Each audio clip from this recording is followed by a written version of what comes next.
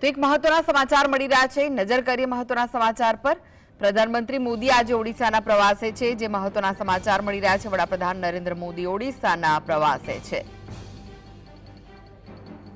1700 કરોડના પ્રોજેક્ટનું લોકાર્પણ કરવાના છે વડાપ્રધાન નરેન્દ્ર મોદી ઓડિશાના પ્રવાસે છે। ત્યારે પીએમ મોદી જાહેર સભાને પણ સંબોધન કરશે। પીએમનો 15 મહિનામાં છઠ્ઠી વાર આ ઓડિશા પ્રવાસ છે। 15 મહિનામાં છઠ્ઠી વાર વડાપ્રધાન નરેન્દ્ર મોદી ઓડિશા પ્રવાસે જઈ રહ્યા છે। તો વડાપ્રધાન નરેન્દ્ર મોદી 1700 કરોડના પ્રોજેક્ટ્સનું લોકાર્પણ ખાતમુહૂર્ત કરવાના છે। વિવિધ ભેટ આપશે।